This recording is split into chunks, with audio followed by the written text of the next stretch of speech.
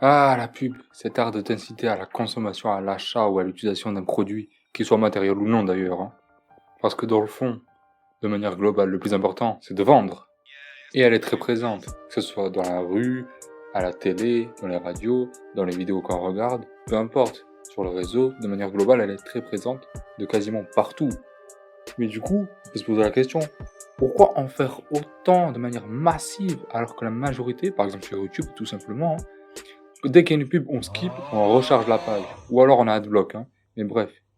Parce que s'ils le font de manière massive et qu'ils savent ça, c'est qu'il y a un intérêt derrière. Et c'est ce que nous allons voir dans cette vidéo. Déjà, comment la pub nous influence de manière concrète? Quel est le but? Déjà, c'est influence sur notre comportement. Et donc à partir de celui-ci, on peut déduire qu'en général, plus t'es jeune, plus t'es influençable. C'est pour ça que la majorité des pubs de nos jours visent un public jeune, pour faire adhérer à leur idée, à leur orientation, etc. D'ailleurs, il y a un article en description, que je mettrai le lien, qui explique l'influence de la pub sur le comportement alimentaire des enfants, et qui est assez intéressant, dans lequel est expliqué que la pub peut être, a priori, peu influente sur les enfants, sauf quand elle devient un support de jeu, et c'est là où ça fait toute la différence. C'est-à-dire qu'on détourne de l'usage initial de la pub, afin de mieux faire passer un message. Exemple.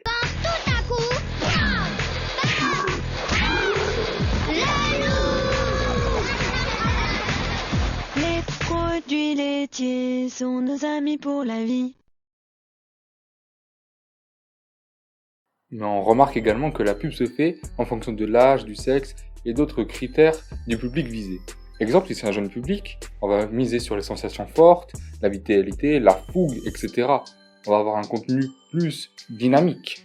Tandis que si c'est visé pour un public féminin par exemple, ça va plus axer sur la beauté, la sensualité ou bien la séduction. N'en déplaise aux féministes.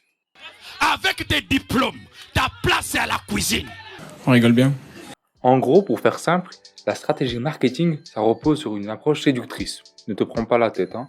Le but, c'est que ça te plaise et que tu sois poussé à l'action qu'ils veulent. Par exemple, consommer un produit, utiliser un service, etc.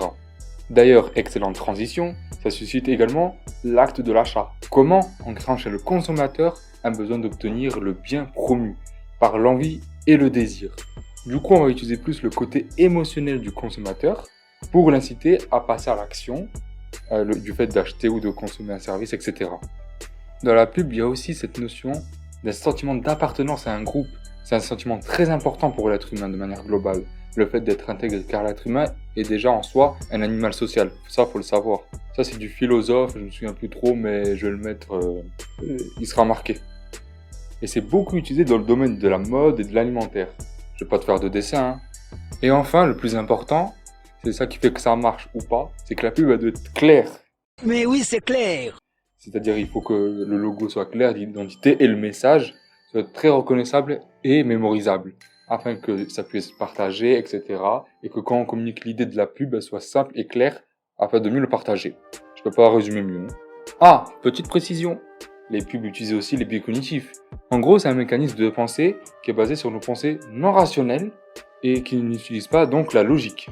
Entre ça, les réclames, anciennes pubs, muettes, et les domaines dans la pub, c'est vraiment des choses qu'il y a beaucoup trop pour que ça soit abordé dans une seule vidéo sur les pubs. Il faudrait vraiment l'aborder par catégorie, etc.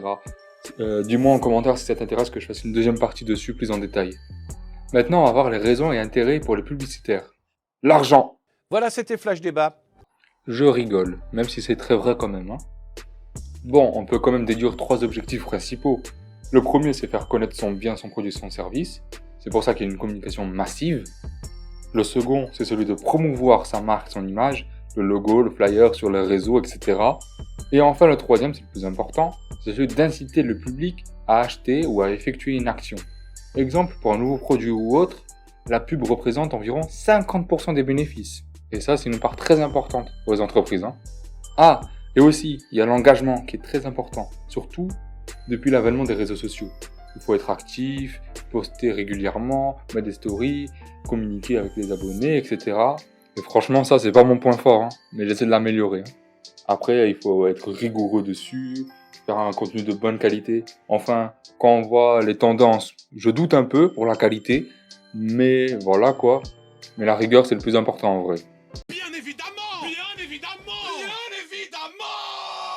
Alors, pour conclure, pour résumer simplement, la pub, ça influence notre comportement en fonction de l'âge, du genre, du groupe social, etc., du public cible, et ça sert également à faire connaître sa marque, la promouvoir et incite à l'action avec l'engagement de l'audience aussi. Je mettrai une petite fiche résumée que je vais peut-être poster sur Insta aussi, et tu me diras aussi si ça te plaît ou pas ce genre de petite fiche résumée que je vais faire. Hein. Et puis voilà, hein. Sur ce, c'est la fin de la vidéo. Si ça te plaît, like, abonne-toi, etc.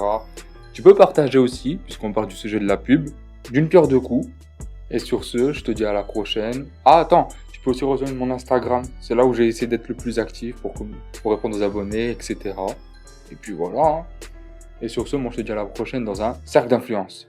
Tout, tout, tout, tout, tout, tout, tout, tout.